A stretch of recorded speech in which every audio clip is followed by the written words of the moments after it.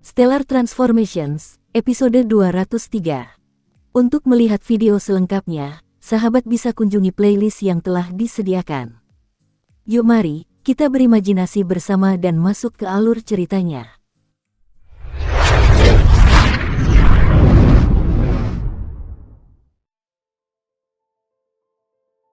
Mustahil, Yu Qingzi dan Qianqi benar-benar tidak percaya dengan apa yang mereka lihat.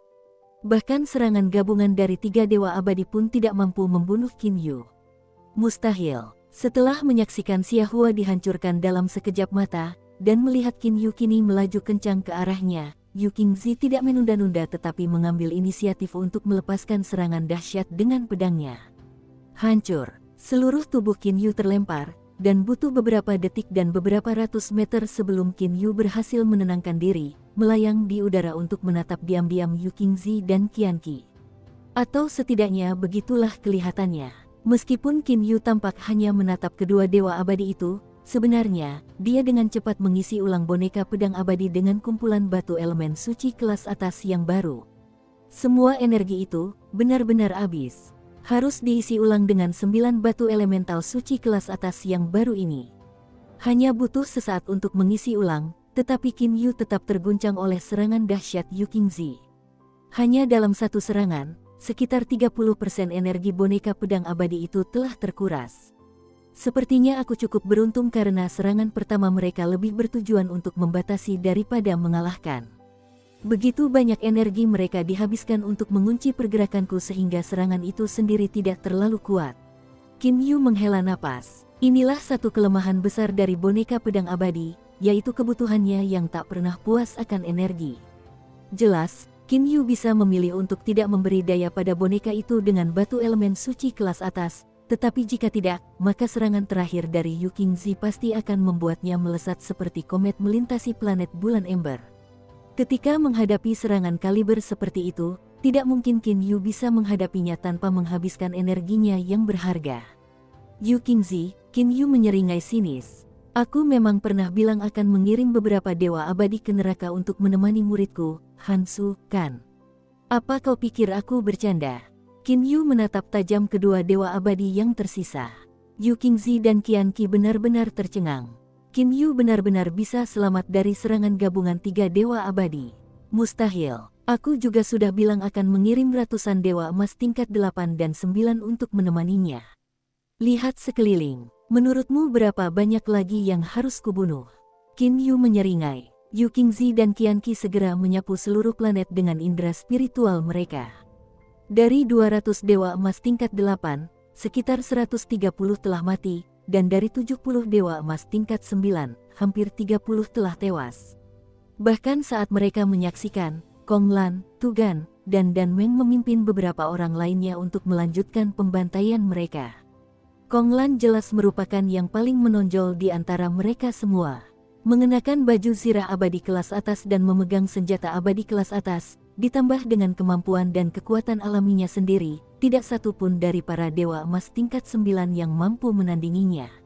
Senjata abadi kelas atas. Mata Yu Qingzi berbinar. Bergerak cepat, Yu Qingzi berbalik dengan cepat menjauh dari Qin Yu, meluncurkan dirinya beberapa ratus meter ke arah Kong Lan sambil melancarkan serangan ganas ke arahnya. Karena benar-benar terkejut, Kong Lan hanya bisa buru-buru mengangkat senjatanya untuk menangkis serangan yang datang. Seorang Raja Iblis tingkat 9 sudah akan berada dalam posisi yang kurang menguntungkan dalam bentrokan dengan seorang pendekar pedang abadi peringkat dewa abadi. Terlebih lagi, serangan dari Yu Qingzi ini benar-benar tak terduga dan Kong Lan terkejut. Kong Lan muntah darah saat terlempar akibat serangan mendadak itu, sementara Yu Qingzi dengan cepat mendekat untuk memberikan pukulan terakhir. Qin Yu sama sekali tidak punya waktu untuk bereaksi. Namun tiba-tiba, bahkan saat seluruh tubuhnya terlempar akibat pukulan dahsyat itu, Kong Lan lenyap begitu saja di depan mata musuhnya. Saat Yu Qingzi menatap dengan kaget ke tempat Kong Lan berada, gelombang kejut yang tiba-tiba dan cepat terasa di udara. Begitu Yu Qingzi melihat mata merah dingin itu menatapnya, dia tanpa ragu mengangkat pedangnya, menyerang dengan pancaran cahaya yang sangat terang. Ledakan. Saat Yu Qingzi dan Qin Yu beradu pedang, benturan yang dihasilkan membuat keduanya terlempar ke arah yang berlawanan. Hilang lagi sepertiga energiku, gumam Qin Yu dengan frustrasi. Kekuatan serangan orang ini jelas jauh melampaui Xia Hua. Hanya satu serangan darinya saja bisa membelahku menjadi dua. Bahkan sebelum aku sempat mendekat untuk menyerangnya, gerakan itu begitu dahsyat sehingga aku sama sekali tidak mungkin bisa menghindarinya. Posisi Yu Qingzi sebagai salah satu dari 36 penguasa abadi memang pantas didapatkan. Bagaimana mungkin Yu Qingzi bisa dikalahkan dengan begitu mudah? Yu Qingzi, orang ini mengenakan baju sirah ilahi dan akan memiliki keunggulan alami dalam pertukaran pukulan. Jangan biarkan dia mendekat. Qianqi mengirimkan pesan kepada Yu Qingzi. Aku tahu, jangan khawatir. Tidak mungkin dia bisa melewati gerakan pertahanan teknik pedang Yu Huanku. Yu Qingzi menjawab dengan percaya diri. Catatan, sebenarnya ini adalah teknik pedang cincin giok yang mungkin membingungkan sehingga Yu Huan digunakan. Penjelasannya mungkin adalah bahwa ini adalah bagian dari aliran giok dan menciptakan cincin pertahanan menggunakan pedang. Saudara Qianqi, aku merasa kekuatannya sendiri sebenarnya tidak terlalu hebat. Jika kau menggunakan simbol gempa bumimu, meskipun sebagian besar terhalang oleh baju sirahnya, kau seharusnya masih bisa membunuhnya. Simbolku yang mengguncang bumi. Mata Qianqi berbinar. Qin Yu mengamati dengan tenang percakapan kedua penguasa abadi itu. Meskipun dia tidak dapat mendengar apa yang mereka katakan satu sama lain, dia tidak terburu-buru untuk menyerang. Setelah beberapa serangan awal, Qin Yu dapat dengan jelas menyadari bahwa dia tidak akan mampu menandingi mereka. Muridku tersayang, sepertinya gurumu masih belum cukup kuat saat ini. Aku bahkan tidak bisa cukup dekat untuk menyerang mereka. Qin Yu mengamati sekelilingnya, menyaksikan pembantaian yang terjadi di sekitarnya. Saat ini, di antara para dewa emas tingkat 9, hanya sekitar 30 orang yang tewas. Dia segera mengambil keputusan. Jika aku tidak bisa membunuh Raja Abadi lainnya untukmu, kurasa aku harus menebusnya dengan membunuh lebih banyak dewa abadi emas level 9.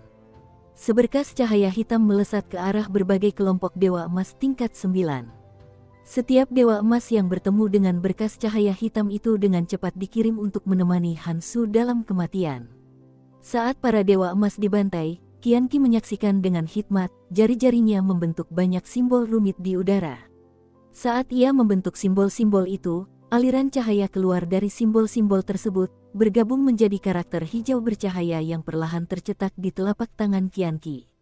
Tepat ketika Qin Yu membunuh dewa emas ke-12, dia tiba-tiba merasa seperti terjebak di pasir hisap, gerakannya terbatas seperti belum pernah terjadi sebelumnya.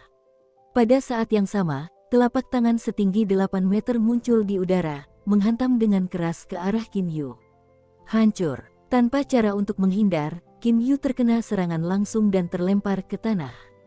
Begitu terkena serangan, Qin Yu merasakan kekuatan aneh yang menembus baju zirahnya, masuk ke dalam tubuhnya, dan langsung menuju susunan roh 9x9 miliknya.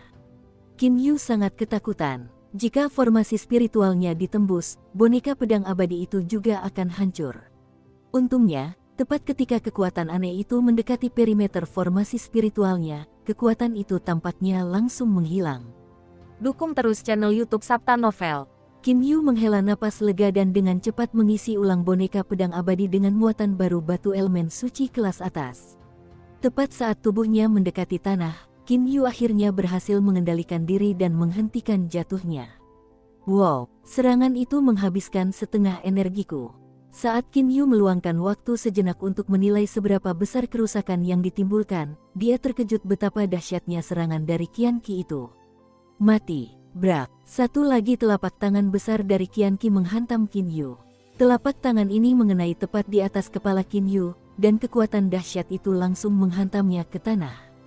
Namun sekali lagi, saat kekuatan aneh itu mendekati susunan rohnya, seluruh kekuatan itu secara otomatis menghilang. Hancurkan, hancurkan, hancurkan. Boneka pedang abadi Qin Yu berulang kali menghantam batu keras yang dingin, dan seluruh energi dari batu elemen suci tingkat atasnya telah habis sepenuhnya. Kekuatan Qianqi sungguh menakutkan.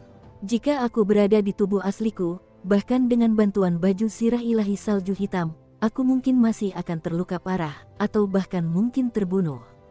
Qin Yu dapat merasakan bahwa meskipun kekuatan setiap pukulan telapak tangan sebagian besar berada di permukaan, masih ada lapisan kekuatan aneh yang menembus permukaan dan langsung menyerang tubuhnya. Jika kekuatan ini mengenai tubuh aslinya, bukan boneka pedang abadi, Qin Yu benar-benar akan berada dalam masalah besar. Namun, boneka pedang abadi itu, tidak hanya tubuh boneka itu yang tak terkalahkan, tampaknya bahkan roh batinnya pun tak terkalahkan. Aku tak akan main-main lagi dengan Qianqi ini. Hanya dengan 2 pukulan telapak tangan, dia sudah menghabiskan seluruh energi bonekaku. Qin Yu mengganti bonekanya. Saat Qin Yu mengamati sekelilingnya, dia menyadari bahwa dirinya telah terperosok jauh ke dalam kerak planet. Sepertinya para binatang roh sudah kembali ke atlas binatang, jadi itu satu hal yang tidak perlu dikhawatirkan lagi. Hanya saja aku masih belum tahu persis apa tujuan dari serangan-serangan ini. Bahkan sampai sekarang, Qin Yu tidak tahu mengapa musuh-musuh ini mengejarnya. Apakah mereka mencoba mencari tahu lebih banyak tentang identitasnya? Atau apakah mereka hanya mencoba membalas dendam atas kematian Yu Dian?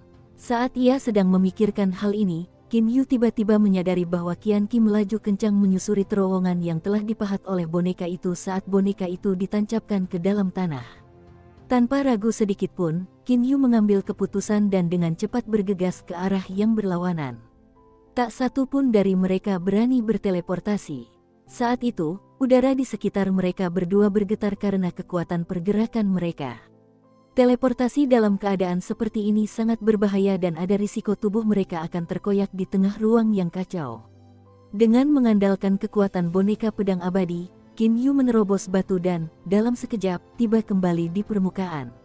Dengan sapuan cepat indera spiritualnya, Qin Yu mendeteksi seorang dewa emas tingkat 8 di suatu tempat di dekatnya. Tanpa mempedulikan Qianqi yang mengejarnya, dia segera melesat ke arah dewa emas tersebut. Dewa emas ini telah terlibat dalam pertarungan panjang dengan Raja Iblis tingkat 8. Pertarungan itu telah membawa mereka melewati beberapa kota ketika lawannya tiba-tiba menghilang tanpa jejak. Saat ini, sang dewa emas sangat frustrasi karena semua usahanya sia-sia. Tiba-tiba, dari sudut matanya, dia merasakan bayangan cepat melintas di belakangnya. Dan kemudian, dia tidak sadarkan diri lagi. Tangan Qin Yu terentang seperti cakar, menancap ke kepala dewa emas. Seni pencarian jiwa iblis. Seni iblis pencarian jiwa bergantung pada jiwa penggunanya. Meskipun Qin Yu berada di dalam tubuh boneka pedang abadi, hal ini sama sekali tidak menghalanginya untuk melakukan seni iblis ini. Saat ia mencari melalui jiwa murid generasi ketiga dari sekolah pedang giok ini, Qin Yu akhirnya menyadari kebenarannya. Yu Qingzi, Qianqi, dan orang-orang lainnya tidak datang untuk membalas dendam atas kematian Yu Dian. Qin Yu akhirnya menyadari kebenarannya. Jika musuh tidak datang untuk membalas dendam atas kematian Yu Dian, maka hanya ada satu kemungkinan lain. Kaisar Yu kini benar-benar curiga terhadap Qin Yu. Lalu kenapa? Kaisar Yu, pada saat bawahanmu melaporkan kembali untuk mengkonfirmasi kecurigaanmu, kau mungkin sudah menduga bahwa aku memang memiliki atlas binatang, tetapi apa gunanya jika kau tidak dapat menemukanku? Gumam Qin Yu dengan percaya diri pada dirinya sendiri. Air mata meteorit itu dapat menyembunyikannya dari pencarian spiritual orang lain, jadi selama Qin Yu menyamar, tidak akan ada cara bagi Yu Qingzi, Qianqi, atau siapapun untuk dapat mengenalinya. Tiba-tiba, Qin Yu merasakan kekuatan mengerikan turun dari langit. Tidak jauh dari situ, penguasa abadi Qianqi akhirnya berhasil mengejarnya. Makan debuku. Pedang suci penembus langit secara ajaib membesar saat Qin Yu menginjaknya sementara pedang itu melayang di udara. Begitu Qin Yu menaikinya, penembus langit melesat dengan kecepatan yang mengerikan. Qianqi hanya bisa menatap dengan mata terbelalak dan mulut ternganga saat Qin Yu benar-benar meninggalkannya dalam debu. Tak lama kemudian, Yu Qingzi dan para dewa emas tingkat 8 dan 9 yang tersisa juga tiba. Kira-kira hanya tersisa 20 dewa emas tingkat 9 dan 50 dewa emas tingkat 8, dan itu pun semuanya terluka parah. Saudara Qianqi, kemana dia pergi? Yu Qingzi menatap Qianqi dengan bingung. Dia berhasil lolos. Qianqi hanya bisa menjawab dengan getir. Sepanjang pertempuran ini, pihak musuh tidak mengalami kerugian yang signifikan. Mungkin hanya beberapa musuh yang terbunuh ketika para immortal emas mereka sendiri tiba-tiba hancur sendiri. Namun sebagian besar immortal di pihak mereka sendiri telah terbunuh, termasuk penguasa immortal Xia Hua. Di sisi lain, Qin Yu meninggalkan medan perang dengan sejumlah besar Yuanying emas tingkat 8 dan 9, bahkan Yuanying milik seorang dewa abadi. Dan sekarang setelah Qin Yu melarikan diri dari medan perang, bagaimana mereka bisa menemukannya lagi?